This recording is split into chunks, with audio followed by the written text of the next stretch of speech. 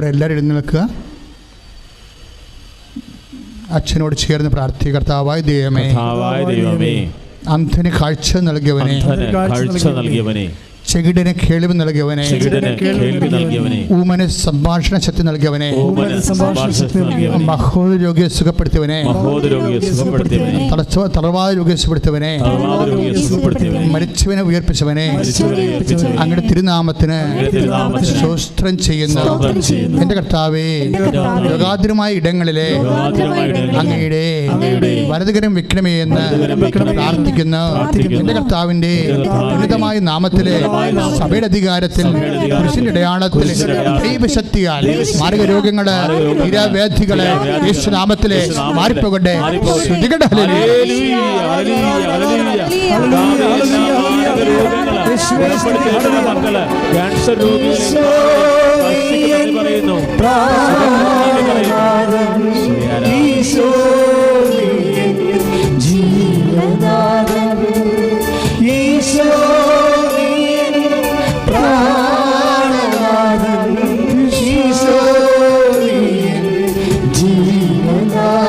യേശുവിലേക്ക് നീട്ടി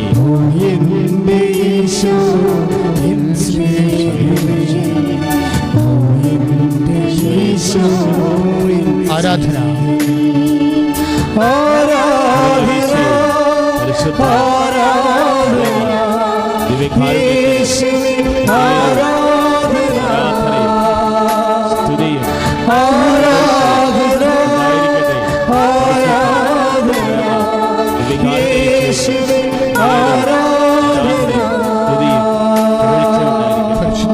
ദിവ്യകാരുണ്യത്തിന് ആരാധനയും സ്തുതിയും പുകഴ്ചയും ഉണ്ടായിരിക്കട്ടെ. മക്കളെ, രോഗമുള്ള ഇടത്ത് നിങ്ങളുടെ നിങ്ങളുടെ കൈകൾ വെക്കുക. കർത്താവിൻ്റെ നാമത്തിലാണ് വെക്കേണ്ടത്, നിങ്ങളുടെ നാമത്തിലല്ല കേട്ടോ, യേശുനാമത്തിലാണ് വെക്കേണ്ടത്.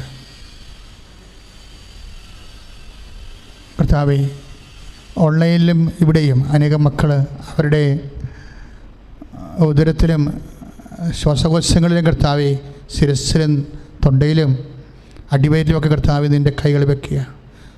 കർത്താവ് നിൻ്റെ കൈകളാക്കി മാറ്റണമെന്ന് പ്രാർത്ഥിക്കുന്നു. ഈശോ നിൻ്റെ വിശുദ്ധ പൗരോഹിത്യത്തെ ഇപ്പോൾ മഹത്വപ്പെടുത്തണമേ. കർത്താവേ സഭയിലുള്ള സാന്നിധ്യത്തെ പ്രകടമാക്കണമേ. കർത്താവെ 35 വർഷം അർപ്പിച്ച കൃപാനയുടെ യോഗ്യതയാൽ കൃപാസാൽത്താരെ ജീവനോടെ പ്രത്യക്ഷപ്പെട്ട പരിശുദ്ധ അമ്മയുടെ മധ്യസ്ഥത്തിലെ സകല പുണ്യാളന്മാരുടെയും സാക്ഷ്യം നിർത്തിക്കൊണ്ട് കണ്ണീരോടെ പ്രാർത്ഥിക്കുന്നു. കർത്താവെ, ഇപ്പോൾ ലോകം മുഴുവനുള്ള മക്കൾ വ്യത്യസ്തങ്ങളായ ഇടങ്ങളിലെ കർത്താവെ മാരകമായ രോഗങ്ങൾക്കും തീരാവ്യാധികൾക്കും കർത്താവെ വിടുതൽ കിട്ടാൻ വേണ്ടി കർത്താവെ കണ്ണുനീരോടെ പ്രാർത്ഥിക്കുന്നു. കർത്താവ് മരുന്ന് ലേപനമല്ല കർത്താവെ, അങ്ങയുടെ വചനമാണ് മക്കൾ സുഖപ്പെടുക. കർത്താവെ പരിശുദ്ധമേ ദേവമാതാവിനെ കൃപാസാൽത്താരയിൽ പ്രത്യക്ഷപ്പെടുത്താൻ വേണ്ടി അത്രയും കാരുണ്യം ഞങ്ങളോട് കാണിച്ച് അതിലൂടെ ഇത് ഉടമ്പടി പ്രാർത്ഥനയും പ്രത്യക്ഷീകരണ പ്രാർത്ഥനയും തന്നുകൊണ്ട് അങ്ങ് ഞങ്ങളുടെ കൂടെ ആയിരിക്കാൻ കാണിച്ച സ്വർഗീയമായ വാത്സല്യത്തെ ഓർത്തുകൊണ്ട് യേശു ക്രിസ്തു ഉന്നതമായ നാമത്തിൽ മാരക രോഗങ്ങള് തീരാവ്യാധികള് യേശു നാമത്തിലെ മാറിപ്പോകട്ടെ.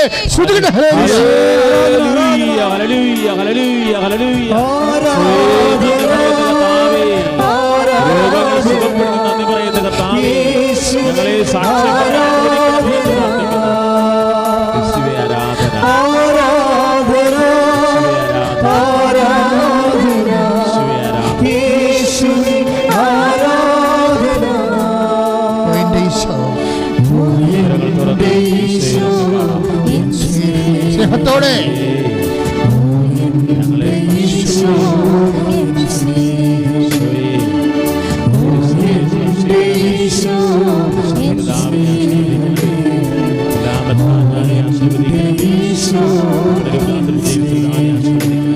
മക്കളെ, നടുവേദനയുള്ളവർ, കിഡ്നി വേദനയുള്ളവരൊക്കെ കൈവെക്കാൻ പറഞ്ഞിട്ടുണ്ട് ഈശോ.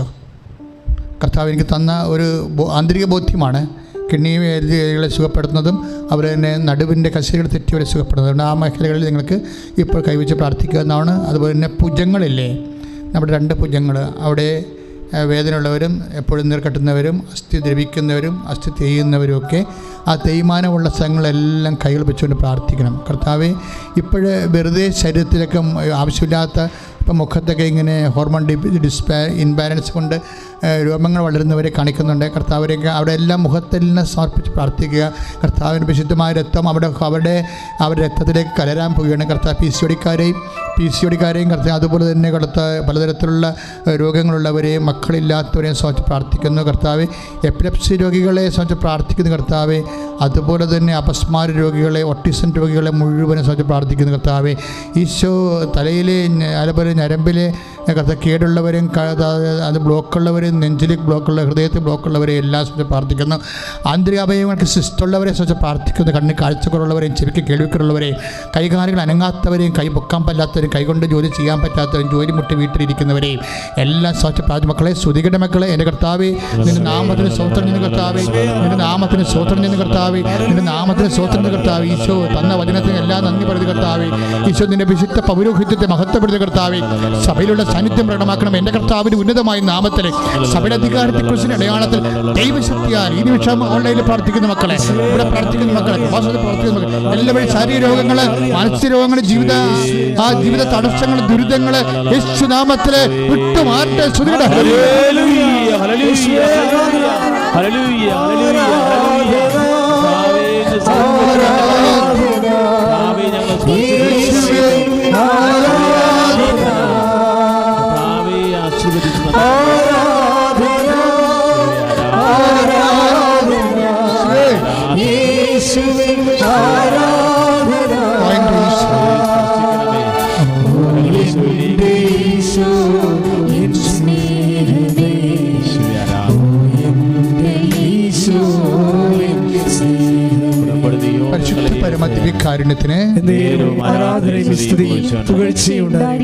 പ്രിയമക്കളെ, ജോലിയില്ലാത്തവര്, വീടില്ലാത്തവര്, വിവാഹം ഒത്തുവരാത്തവര്, പരീക്ഷ എഴുതിക്കൊണ്ട് നിൽക്കുന്നവരെ, എപ്പോഴും പരീക്ഷയ്ക്ക് ഓരോ മുടിവിളിച്ചിന് തോറ്റുപോകുന്നവരെ, വിഷയങ്ങൾക്ക് തോക്കുന്നവരെ, ഉപരി വിദ്യാഭ്യാസമോ ജോലിക്കയറ്റമോ, ജോലി നഷ്ടപ്പെട്ട് വീട്ടിൽ നിൽക്കുന്നവരെ, നാട്ടിൽ പോരാൻ പറ്റാത്തവർ, ഇവിടുന്ന് കയറി തിരിച്ചു പോകാൻ പറ്റാത്തവരെ, ഇങ്ങനെ വ്യത്യസ്തങ്ങളായ മേഖലകളിൽ വേദന അനുഭവിക്കുന്നവരെ, തർക്കപ്പുരയിടങ്ങളിൽ താമസിക്കുന്നവർ, വഴക്ക് നടക്കുന്നവർ, വിവാഹത്തിൻ്റെ തടസ്സങ്ങളുള്ളവർ, വിവാഹം പിരിയാൻ വേണ്ടി കാത്തു നിൽക്കുന്നവർ, പിരിഞ്ഞിട്ട് വേദന അനുഭവിക്കുന്നവർ, ഈശോ വല്ലാത്ത രീതിയിൽ ജീവിതം തന്നെ എന്തിനാണെന്നറിയാതെ ഭാരപ്പെട്ട് ജീവിക്കുന്നവരെ, എൻ്റെ മക്കളെ അവിടെ മേലെല്ലാം കർത്താവിൻ്റെ വിശുദ്ധ രക്തം തളിക്കപ്പെടുന്ന സമയമാണ്. ദൈവികമായ തീരുമാനം അമ്മ പരിശുദ്ധ ദേവമാതാവ് നിങ്ങൾക്ക് വേണ്ടി ഏറ്റെടുക്കുകയും നിങ്ങളെ സന്ധിക്കുകയും സംരക്ഷിക്കുകയും നിങ്ങൾക്ക് നാളെ കർത്താവിൻ്റെ നാമത്തിൽ ഈ ആൾക്കാരേക്ക് ഒരു സാക്ഷ്യം പറയാൻ പറ്റുകയും ചെയ്യും. നിങ്ങളുടെ സാക്ഷികളാക്കണമെന്ന് പ്രാർത്ഥിച്ചുകൊണ്ട്, ഞങ്ങൾ സാക്ഷികളാക്കണമേ, ഞങ്ങൾ സാക്ഷികളെപ്പോലെ ജീവിച്ചുകൊള്ളാമെന്ന് പ്രതിജ്ഞ ചെയ്തുകൊണ്ട് അത് ശക്തമായി ശ്രദ്ധിക്കട്ടെ, അത് ശക്തമായി ശ്രദ്ധിക്കട്ടെ, അത് ശക്തമായി ശ്രദ്ധിക്കട്ടെ. ഞാൻ എല്ലാ മക്കളെ പ്രാർത്ഥിക്കുന്നു, എല്ലാ മക്കളെയും സജ്ജ പ്രാർത്ഥിക്കുന്നു. കർത്താവേ, നിന്റെ വിശുദ്ധമായ തിരുമുറുപാടുന്ന വലതുകരം മക്കളുടെ ശിരസിൽ വെക്കണം പ്രാർത്ഥിക്കുന്നു. ഇപ്പൊ പ്രാർത്ഥിച്ച മുഴുവൻ വിഷയങ്ങളും അടിപ്പെടുന്നത് പോലെ വൈദാക്കാലം ദൈവികമായ ശക്തി യേശുവിന്റെ നാമത്തിൽ കർത്താവ് സൗഖ്യമാകട്ടെ പ്രാർത്ഥിക്കുന്നു. യേശുനാമത്തിൽ വിടുതൽ ലഭിക്കട്ടെ. എല്ലാ തടസ്സങ്ങളും ദോഷങ്ങളും എല്ലാ പരാജയങ്ങളും കർത്താവ്, സാമ്പത്തിക കർത്തനും കർത്താവ്, ജീവിത നിലവാരം തകർന്നു പോയവരെ, ജീവിത വ്യാപാരങ്ങൾ, ജീവിതത്തിലുള്ള കർത്താവ്, ജോലി, തൊഴിലുകൾ, വ്യാപാരങ്ങൾ, വ്യവസായങ്ങൾ, യാത്രകളെല്ലാം മുടങ്ങിപ്പോയവരെ എൻ്റെ കർത്താവിൻ്റെ ഉന്നതമായ നാമത്തിൽ എന്തെല്ലാം കാര്യങ്ങൾക്ക് വേണ്ടി നീ കണ്ണുനീരിടുന്നു, എന്തെല്ലാം കാര്യങ്ങൾക്ക് വേണ്ടി സമാധാനം നഷ്ടപ്പെടുന്നു, ആ മേഖലകളെല്ലാം കർത്താവിന്റെ പരിശുദ്ധമായ മധ്യത്വത്തിൽ ഈശോ ഏർപ്പെട്ട് ഈശോ ദൈവികമായ ശക്തി ഇടപെടട്ടെ. ദൈവത്തിന്റെ കൃപയായ നീ വലിയ സാക്ഷിയായ ദൈവം നിന്നെ മാറ്റട്ടെ. സ്തുതിക്കട്ടെ, സ്തുതിക്കട്ടെ.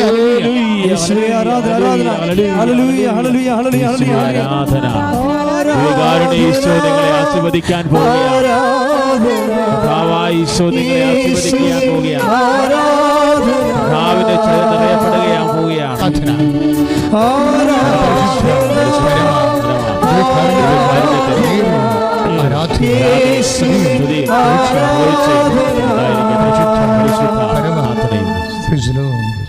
കർത്താവ് കൂടെ ഉണ്ടാവുക, അതാണ് ആ മോള് അവസാനം പറഞ്ഞത്.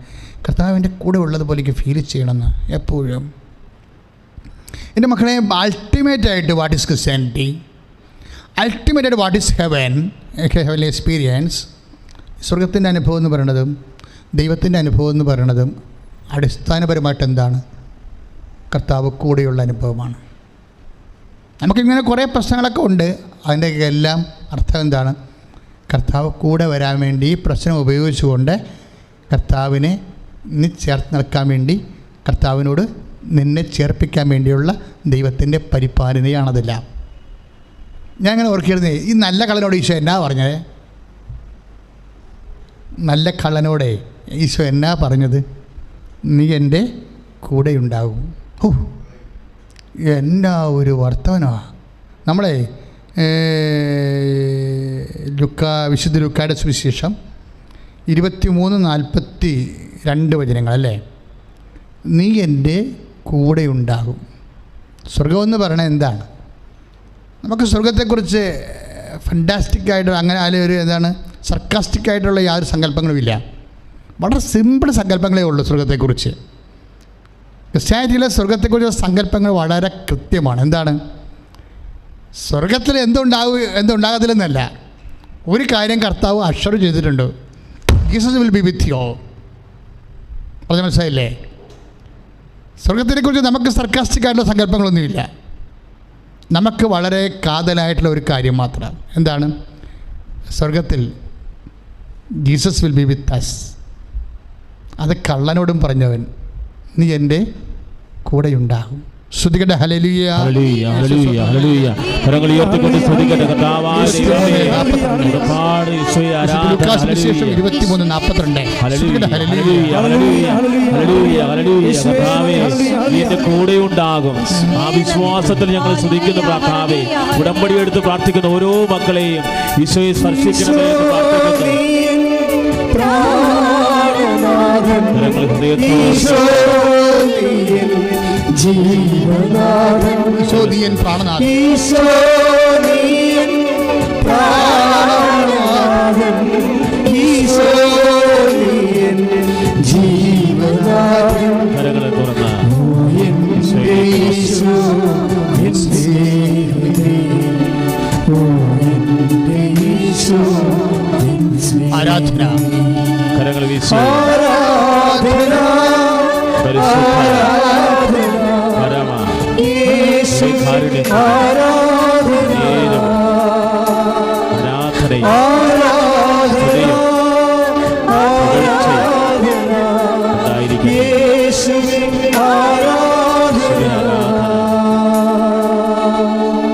പരിശുദ്ധ പരമദിവ്യകാരുണ്യത്തിന് നേരവും ആരാധനയും സ്തുതിയും പുകഴ്ചയും ഉണ്ടായിരിക്കട്ടെ. പരിശുദ്ധ പരമദിവ്യകാരുണ്യത്തിന് നേരവും ആരാധനയും സ്തുതിയും പുകഴ്ചയും ഉണ്ടായിരിക്കട്ടെ. ഇപ്പോൾ നമ്മൾ നല്ല കള്ളനോട് പോലും ഈശോ പറഞ്ഞ ഏറ്റവും അവസാനം മാനസാന്തരപ്പെട്ട ഒരാളാണ് പുള്ളിക്കാരൻ, അല്ലേ? കർത്താവിൻ്റെ ഈ ഭൂമിയിലുള്ള തിരുഭാവത്തിന് അല്ലെങ്കിൽ കർത്താവിൻ്റെ ഭൂമിയിലുള്ള ട്രാൻസ്ഫിഗറേഷൻ, കുരിശിൽ സംഭവിക്കുന്ന ട്രാൻസ്ഫിഗറേഷൻ്റെ മുന്നാസ്വാദനമാണ് താബോറിൽ സംഭവിക്കുന്നത്. അപ്പോൾ കർത്താവ് ദൈവികമായ ശരീരത്തിലേക്ക് ആവഹിക്കപ്പെടുന്നതിന് മുമ്പ് ലാസ്റ്റ് മൊമെൻറ്റിലേക്ക് അവസാനം 11ാമത്തെ മണിക്കൂറിൽ ഓടി വന്നിട്ട് മാനസാന്തരപ്പെട്ട മനുഷ്യനാണ് ഈ നല്ല കള്ളൻ. അവനോട് കർത്താവ് ഒരു വാക്കാണ് പറഞ്ഞത്. ഒരു സുവിശേഷം മുഴുവനും ആ വാക്കിലുണ്ട്. ഇതാണ്, today you will be with me in paradise. അതാണ് വാക്ക്.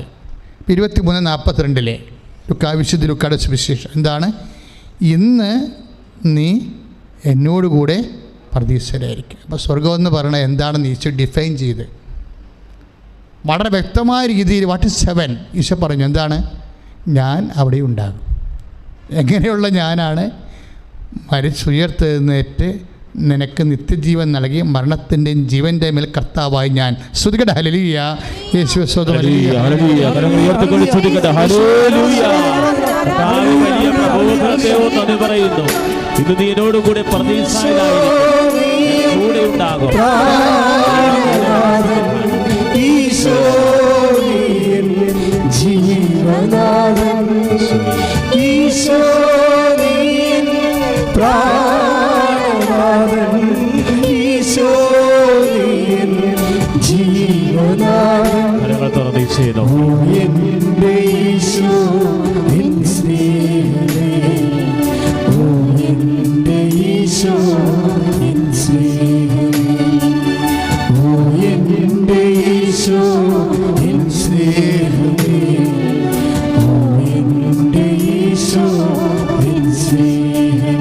പരിശുദ്ധ പരമ ദിവ്യകാരുണ്യത്തിന് നേരവും ആരാധനയും സ്തുതിയും പുകഴ്ചയും പരിശുദ്ധ പരമ ദിവ്യകാരുണ്യത്തിന് നേരവും ആരാധനയും സ്തുതിയും പുകഴ്ചയും പരിശുദ്ധ പരമ ദിവ്യകാരുണ്യത്തിന് നേരവും ആരാധനയും സ്തുതിയും പുകഴ്ചയും ഉണ്ടായിരിക്കട്ടെ. എൻ്റെ മക്കളെ, അപ്പോൾ അച്ഛന് വേറൊരു ചോദ്യം ചോദിക്കാനുണ്ട്. ഈശോ കൂടെ ഉള്ളതാണ് ഈശോ ഡിഫൈൻ ചെയ്തിരിക്കുന്ന ഹെവനെങ്കിലേ ഈശോ ഈ ഭൂമിയിൽ നമ്മുടെ കൂടെയുള്ള എക്സ്പീരിയൻസ് തന്നെയാണ് സ്വർഗം എന്ന് പറയണത്. ഈശോ എപ്പോൾ കൂടെയുണ്ട് അപ്പോഴൊക്കെ ഹെവനാ, നമുക്ക് സ്വർഗമാണ്. ഈശോ എപ്പോഴെല്ലാം നമ്മുടെ കൂടെ ഉള്ളതായിട്ട് ഫീൽ ചെയ്യുന്നു, അപ്പോൾ we are in heaven. Eesho എപ്പോഴെല്ലാം നമ്മുടെ കൂടെ ഉള്ളതായിട്ട്, ഇപ്പോൾ ജോയ്സി എന്താ പറഞ്ഞത്, കർത്താവ് കൂടെയുള്ള പോലെ തോന്നണം എപ്പോഴും ആണേ. അതുകൊണ്ടുണ്ടാകുന്ന, അതായത് കർത്താവ് കൂടെയുണ്ട്. ഇപ്പം ഈ ഉടമ്പടിയുടെ ഉദ്ദേശം എന്താ? ഇപ്പോൾ നമുക്ക് അമ്മ മാതാവ് പ്രത്യക്ഷീകരണത്തിൻ്റെ ഭാഗമായിട്ട് തന്ന ഉടമ്പടിയാണ്. ഉടമ്പടിയുടെ ഉദ്ദേശം എന്താണ്? ദൈവിക ഉദ്ദേശം. കൃപാസനത്തിന് ഒരു ഉദ്ദേശമില്ല ഉടമ്പടിയുമായിട്ട്. ദൈവം തന്ന പ്രാർത്ഥനയ്ക്ക് ദൈവത്തിനാണ് ഉദ്ദേശം. എന്താ ഉദ്ദേശം? നമ്മളുടെ കൂടെ. ഉടമ്പടി ചെയ്ത മോസസിനോട് എന്താ പറഞ്ഞത്? I will be with U, ഞാൻ നിൻ്റെ കൂടെ ഉണ്ടാകും. ഉടമ്പടി ചെയ്ത എബ്രാഹിമിനോട് എന്താ പറയണത്? നീ എൻ്റെ മുമ്പാകെ നിൽക്കുക, വിശുദ്ധനാവുക.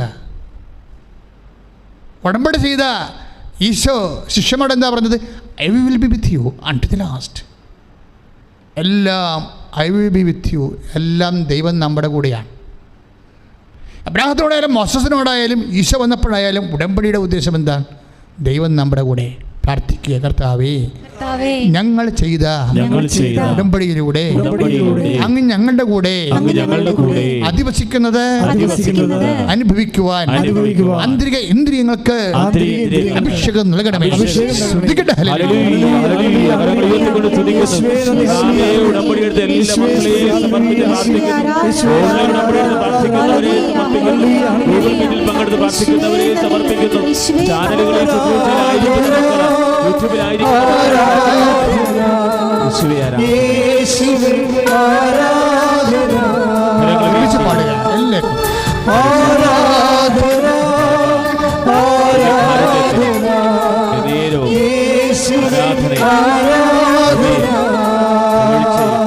ഉണ്ടായിരിക്കട്ടെ.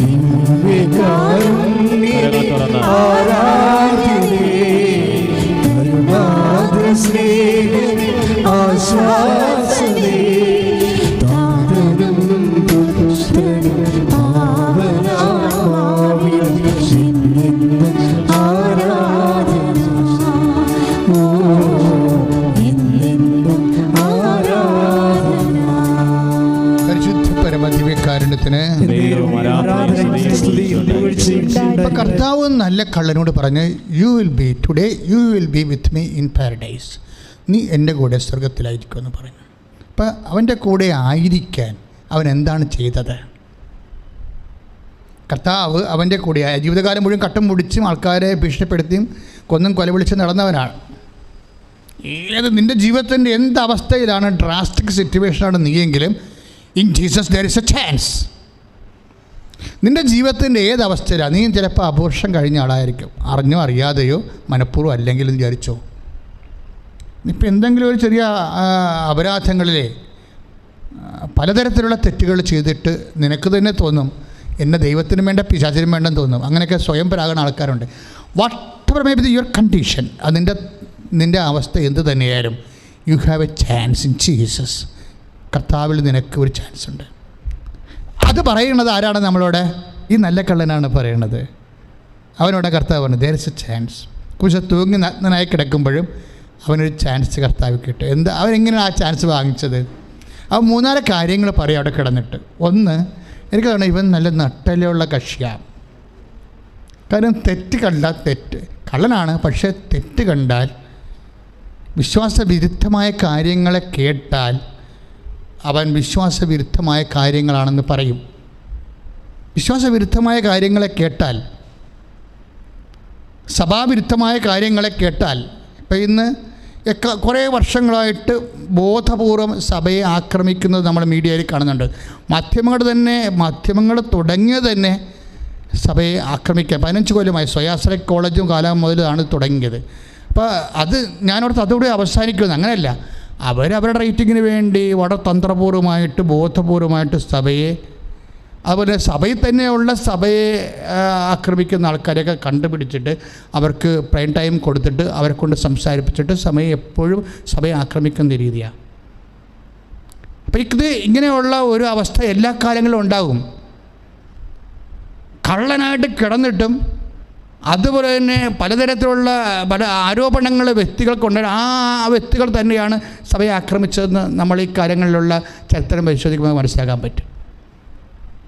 അതായിപ്പോൾ ചിത്രക്കള്ളൻ എന്താ പറയണത്? നീ ദൈവപുത്രനാണെങ്കിൽ നിന്നെ രക്ഷിക്ക്, ഞങ്ങളെയും രക്ഷിക്ക്, തെളിവ് കൊണ്ടുവരാൻ പറയുകയാണ്. ദൈവപുത്രനാണ്. ഇപ്പോൾ തെളിവ് ചോദിക്കണ കാലമാണ്. അവൻ ഇടതുവശത്ത് കിടക്കുന്ന കള്ളൻ എന്താ ചോദിക്കണത്? തെളിവ് താ എന്നാ, ഡേറ്റ താ എന്നാണ് ചോദിക്കണത്. നീ ദൈവപുത്രനാണെന്നതിൻ്റെ ഡേറ്റ താ എന്നാണ് പറയണത്. എക്കാലങ്ങളിലും ഡേറ്റ ചോദിച്ചിട്ടുണ്ട്. ഈ ഡേറ്റ ചോദിക്കുന്നവനോട് എന്താ ഈ വലതുവശത്ത് കിടക്കുന്ന കള്ളൻ എന്താ പറയണത്? നീ എന്താ ഇങ്ങനെ സംസാരിക്കണത്? നമ്മ രണ്ടും ഒരേ ആൾക്കാരല്ലേ? നമ്മ രണ്ടും ഒരേ ആൾക്കാരല്ലേ? ഒരേ തൊഴിൽ ചെയ്യുന്ന ആൾക്കാരാണ്. എന്നിട്ടിത് പറഞ്ഞതിന് ശേഷം വേണമെങ്കിൽ നല്ല കള്ളിനെ കൂട്ടുകാരനല്ലേ പറഞ്ഞത്? ഇത്രയും നാളെ കൂടെ കക്കാൻ വേണ്ടി കൂടിയ ആളല്ലേ പറഞ്ഞത്? അവരിങ്ങനെ കടന്ന് പറയുമ്പോൾ മിണ്ടാണ്ടിരിക്കാമായിരുന്നു ഈ നല്ല കള്ളന്. എത്രയോ ക്രിസ്ത്യാനികളാണ് മിണ്ടായിരിക്കണത്.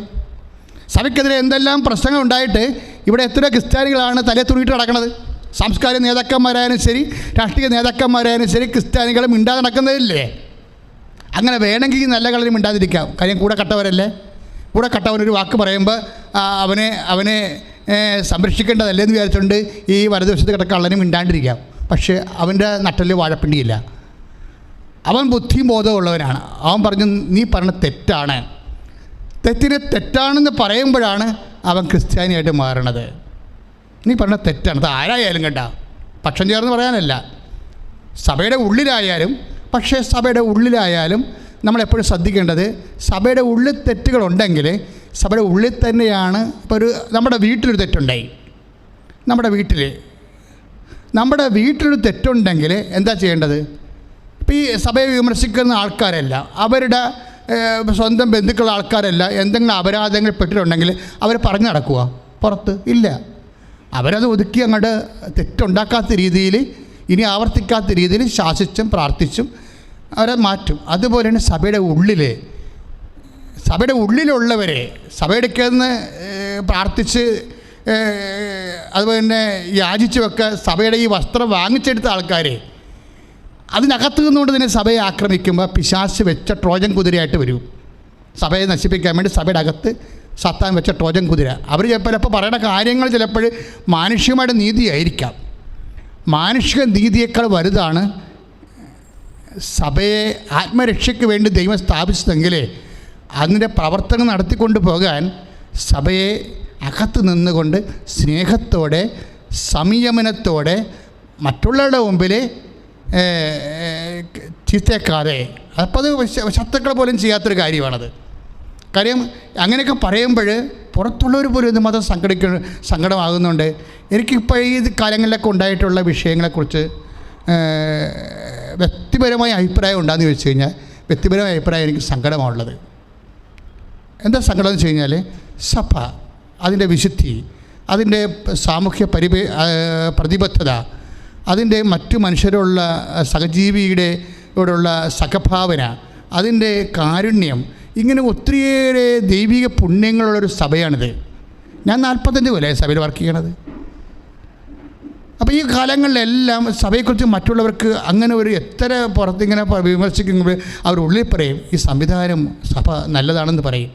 അപ്പം അങ്ങനെ ഒരു സഭയെക്കുറിച്ച് നല്ല അഭിപ്രായം മറ്റുള്ള സഹോദരങ്ങൾ 10,000-കണക്കിന് മനുഷ്യരിൽ ഉള്ളപ്പോൾ നമ്മൾ തന്നെ വ്യത്യസ്തനാകാനോ അല്ലെങ്കിൽ വേറിട്ട് നിൽക്കാനോ അല്ലെങ്കിൽ പ്രവാചികമായ ഉടുപ്പ് സ്വയമെടുത്തണിയാനോ ഒക്കെ നോക്കിയിട്ട് സഭയെയും ക്രിസ്തുവിനെയും സഭയുടെ അധികാര സ്ഥാനങ്ങളെയൊക്കെ കിട്ടുന്ന അവസരങ്ങളെല്ലാം അങ്ങ് വല്ലാത്ത രീതിയിൽ ചിത്തക്കാൻ നോക്കുമ്പോൾ നിങ്ങൾ ദൈവത്തിൻ്റെ തിരുസന്നിധി നിങ്ങളുടെ മനസ്സാക്ഷിയെ ശോധന ചെയ്യണം. വേറെ മനുഷ്യൻ്റെ മുമ്പിലല്ല. മനുഷ്യന് നല്ല വാക്ക് കിട്ടിയിട്ട് മോശം വാക്ക് കിട്ടിയിട്ട് നമുക്ക് കാര്യമില്ല. കുറച്ച് കഴിയുമ്പോൾ എല്ലാം ചത്തുകെട്ട് പറഞ്ഞ് വിഴുന്ന് പിരിഞ്ഞു പോകും. പക്ഷേ നാളെ കർത്താവിൻ്റെ തിരുസന്നിധി നിൽക്കുമ്പോൾ നിങ്ങൾ പറയും ഞങ്ങൾ നീതിക്ക് വേണ്ടിയാണ് നിന്നതെന്ന് പറയാം. പക്ഷേ നീതിക്ക് വേണ്ടി നിൽക്കുമ്പോൾ നിങ്ങൾ മാത്രം നിന്നാൽ പോരല്ലോ, സഭ മൊത്തം നിൽക്കണ്ടേ? സഭയെ മൊത്തം നിൽക്കാൻ വേണ്ടി സഭയുടെ അകത്ത് തന്നെ നിന്നുകൊണ്ട് സഭയ്ക്ക് വേണ്ടി പ്രാർത്ഥിക്കുകയും സഭയെ എന്തെങ്കിലും ന്യൂനതകൾ നിങ്ങൾ കണ്ടു കഴിഞ്ഞാൽ അത് ക്ലാരിഫിക്കേഷനിലൂടെ നിങ്ങൾ ഡയലോഗ് പറയുമ്പോഴും എന്തുകൊണ്ടാണ് സഭയുടെ ഉള്ളിൽ സ്നേഹത്തോടെ ഉള്ള ഒരു ഡയലോഗിന് പല ആൾക്കാരും തയ്യാറാകാത്തത്? അപ്പോൾ ഉദ്ദേശശുദ്ധി നിങ്ങളായിട്ട് തന്നെ ചോദ്യം ചെയ്യുന്ന രീതിയിലേക്ക് അവതരിപ്പിക്കുന്നത് ശരിയല്ല. കാര്യം ഇവിടെ കേരളം വളരെ സമാധാനത്തോടെയും സന്തോഷത്തോടെയും പോകുന്ന ഒരു സ്ഥലമാണ്.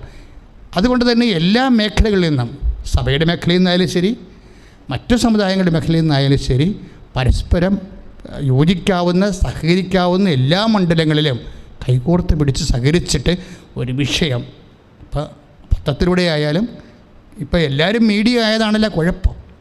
ഓരോരുത്തരും മീഡിയ ആയി അവരെല്ലാം ലൈക്ക് കിട്ടാനും അതനുസരിച്ച് ഷെയർ ചെയ്ത് കിട്ടാനും വേണ്ടി ഉള്ളൊരു മത്സരത്തിൽ കേരളത്തിൻ്റെ സ്വസ്ഥത അങ്ങ് നഷ്ടപ്പെടുന്ന അവസ്ഥയാണ്.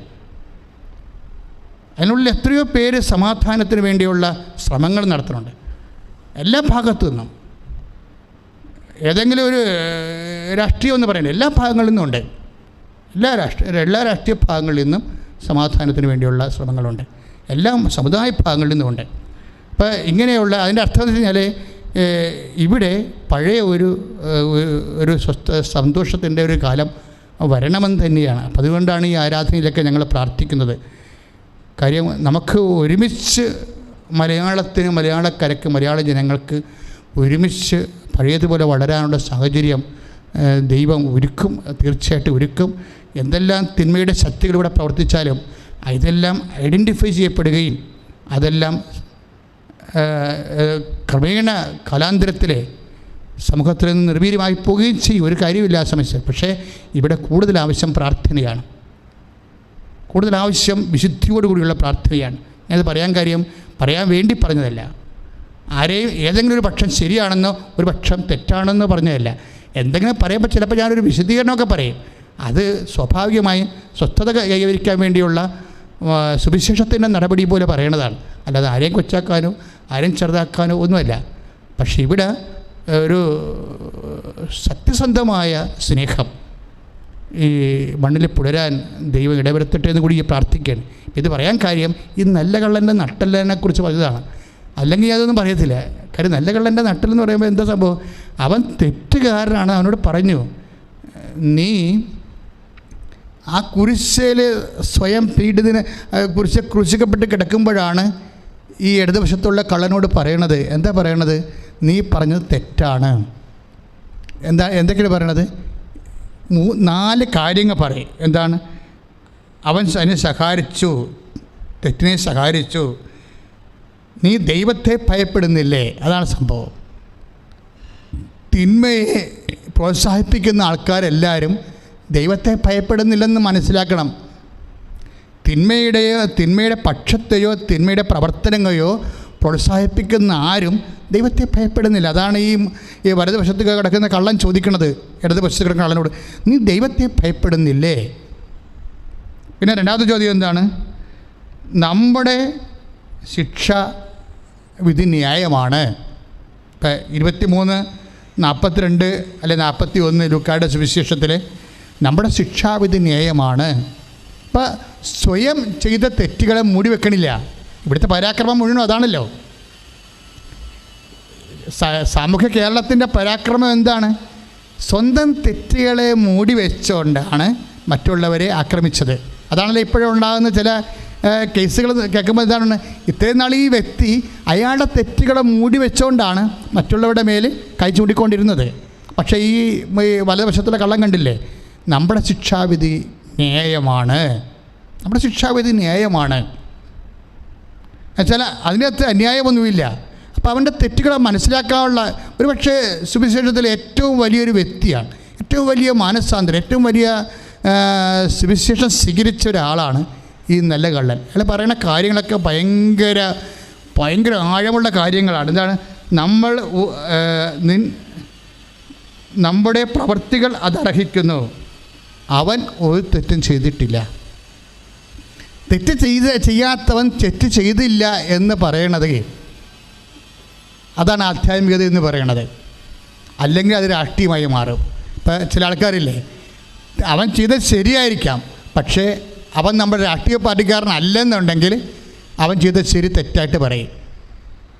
അവൻ ചെയ്ത കാര്യങ്ങൾ ശരിയായിരിക്കാം, അവൻ നമ്മുടെ മതത്തിൽപ്പെട്ട ആളല്ലെന്നുണ്ടെങ്കിൽ അവൻ ചെയ്ത കാര്യം തെറ്റായിട്ട് അവതരിപ്പിക്കും. അതാണ് ഇത് വിഷയം വരണത്.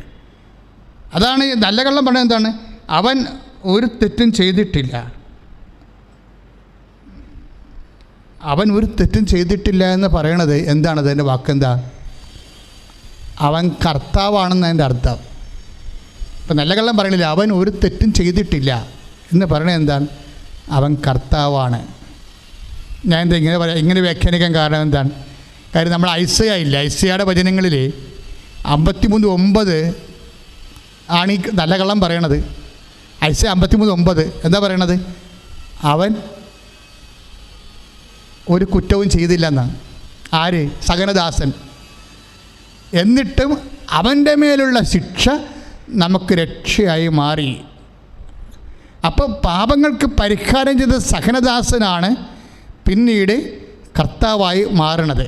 ശ്രുതികട്ടെ, ശ്രുതികട്ടെ. Hallelujah, hallelujah, hallelujah. കരങ്ങൾ ഉയർത്തിക്കൊണ്ട് സ്തുതിക്കട്ടെ. യേശുവേ സ്തോത്രം, യേശുവേ നന്ദി. കർത്താവേ സ്തോത്രം. കർത്താവേ ഞങ്ങളെ പ്രാർത്ഥിക്കുന്ന കർത്താവേ, കർത്താവേ തിരുസഭയെ സമർപ്പിച്ച് പ്രാർത്ഥിക്കുന്ന കർത്താവേ, പരിശുദ്ധനാമത്തെ സമർപ്പിച്ച് പ്രാർത്ഥിക്കുന്ന കർത്താവേ, യേശുവേ ആരാധന, യേശുവേ ആരാധന.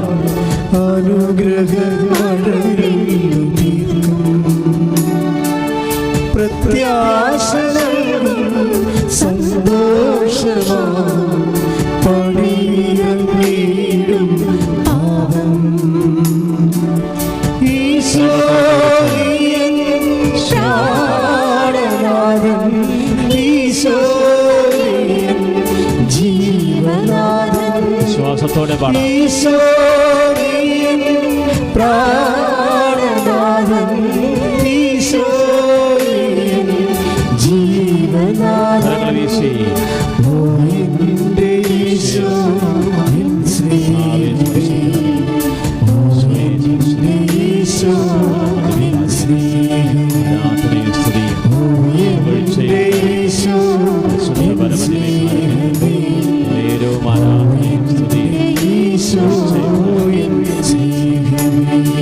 ഐസയ 53:10 അവിടുന്നാണ് അവനെ ക്ലേശങ്ങൾക്ക് വിട്ടുകൊടുത്തത്.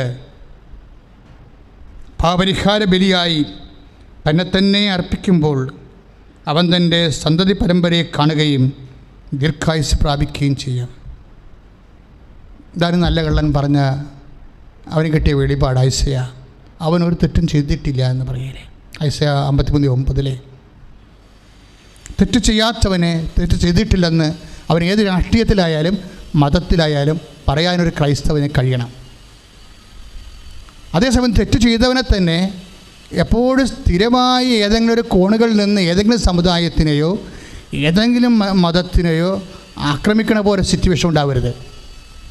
ബോധപൂർവ്വം ഓരോ ആഴ്ചയിലും ഓരോ വീഡിയോ ഇറക്കിക്കൊണ്ട് ഓരോ സമുദായത്തിനെയോ അല്ലെങ്കിൽ ഓരോ മതത്തിനെയോ ഓരോ രാഷ്ട്രീയത്തിനെയോ അങ്ങനെ ഒരു ദൗത്യം സഭയ്ക്കില്ല. സഭയുടെ പേരിൽ അങ്ങനെ ആരും ഏറ്റെടുക്കേണ്ട കാര്യവുമില്ല. അത് സഭയുടെ സ്പിരിറ്റ് അല്ല ശരിക്കും പറഞ്ഞാൽ. അതായത് അവനൊരു അതിക്രമവും ചെയ്തിട്ടില്ല എന്ന് പറയുന്ന സഹനദാസൻ എന്തുകൊണ്ടാണ് സഹിക്കണത്?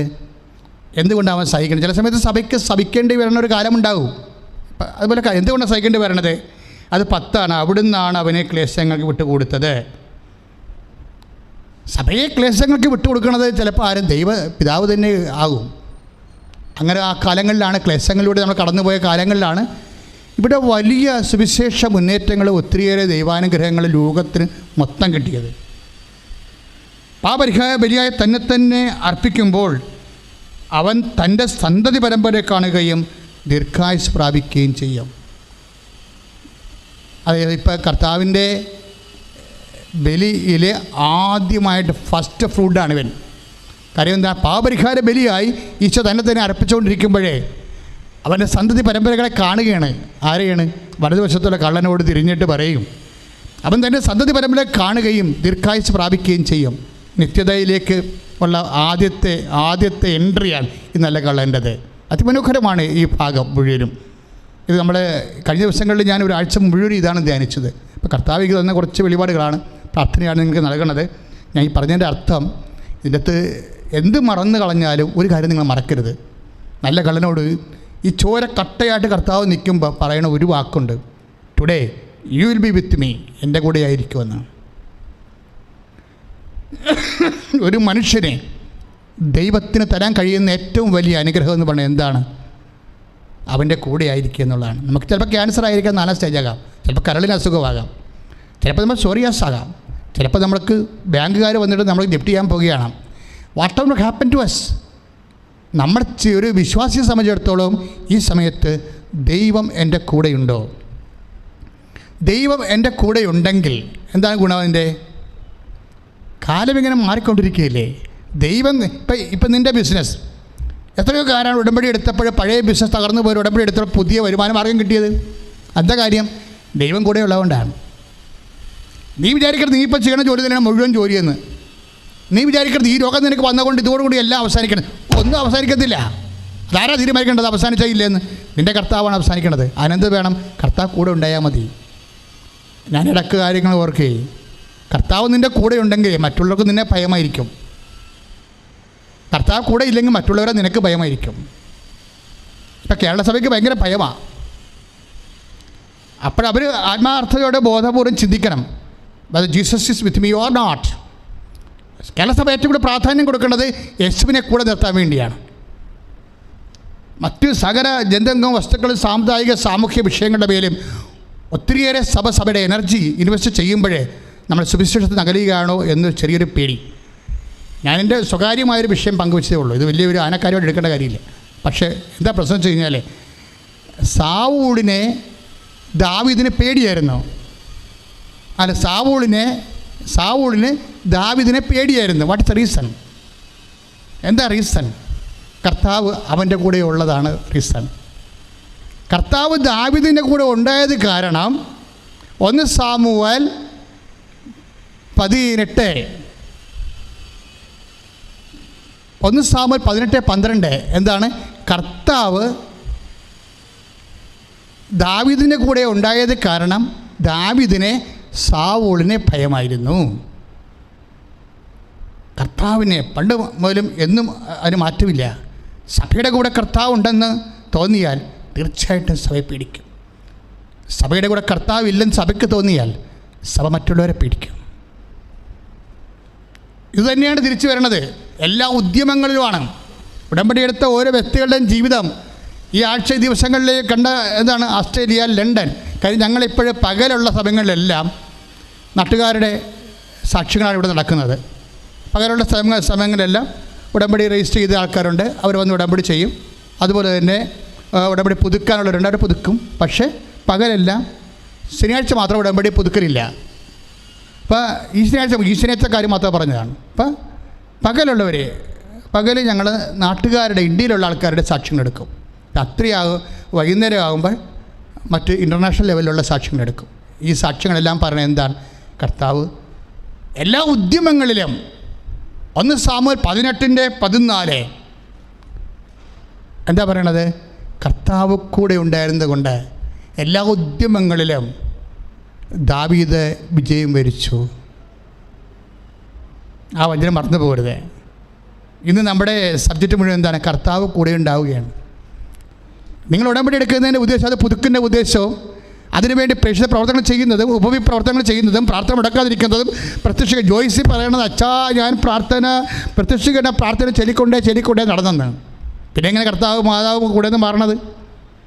പ്രത്യക്ഷീകരണ പ്രാർത്ഥന ഇങ്ങനെ ചൊല്ലിക്കൊണ്ടേ ഞങ്ങളെന്താ പറഞ്ഞിരിക്കുന്നത് പ്രത്യക്ഷ പ്രാർത്ഥനയെക്കുറിച്ച്? അത് പകൽ ചെല്ലിയാൽ മതി, രാവിലെ മുതൽ ചെല്ലിയാൽ മതി എന്നാണ്.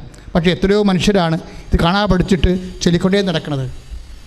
അത് അവരാണ് ഈ പറയണത്, മാതാവ് ഞങ്ങളുടെ കൂടെ നിൽക്കണമെന്ന് പറയുന്നത്.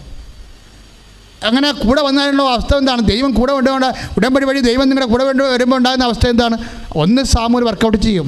1 സാമുവേൽ എന്താണ്? 18:14 എന്താ പറയണത്? കർത്താവ് അവൻ്റെ കൂടെ ഉണ്ടായിരുന്നത് കൊണ്ട് എല്ലാ ഉദ്യമങ്ങളിലും അവൻ വിജയം കൈവരിച്ചു വന്ന. പ്രാർത്ഥിക്കുക. കർത്താവ് ദൈവമേ, കർത്താവായ ദൈവമേ, ഉടമ്പടി വഴി അങ്ങ് ഞങ്ങളുടെ കൂടെ ഉണ്ടായിരിക്കുകയും ഞങ്ങൾ എല്ലാ ഉദ്യമങ്ങളിലും വിജയം വരിക്കുവാൻ ഞങ്ങളെ അനുഗ്രഹിക്കുകയും ചെയ്യണമേ. കർത്താവേ, ഞങ്ങള് ഉടമ്പടി വഴി അങ്ങയുടെ തിരുസന്നിധിയിൽ ഏൽപ്പിച്ചിട്ടുള്ള ഞങ്ങളുടെ ജീവിതത്തിന്റെ മുഴുവൻ ഉദ്യമങ്ങളെ വിജയകരമായി മാറ്റുവാൻ ഞങ്ങള് വാക്കിലും പ്രവൃത്തിയിലും വിശ്വാസ പ്രഖ്യാപനങ്ങളിലും ഞങ്ങളുടെ കൂടെ നിൽക്കുവാനും അങ്ങ് ഞങ്ങളുടെ കൂടെ നിൽക്കുവാനും ഞങ്ങളെ സഹായിക്കണമേ. ശ്രുതിക്കട്ടെ. ഹല്ലേലൂയ.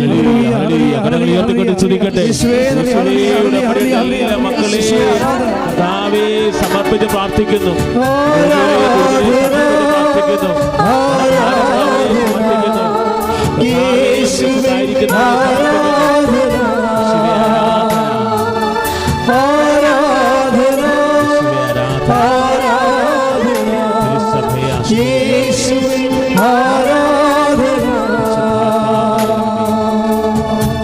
പരിശുദ്ധ പരമ ദിവ്യകാരുണ്യത്തിന്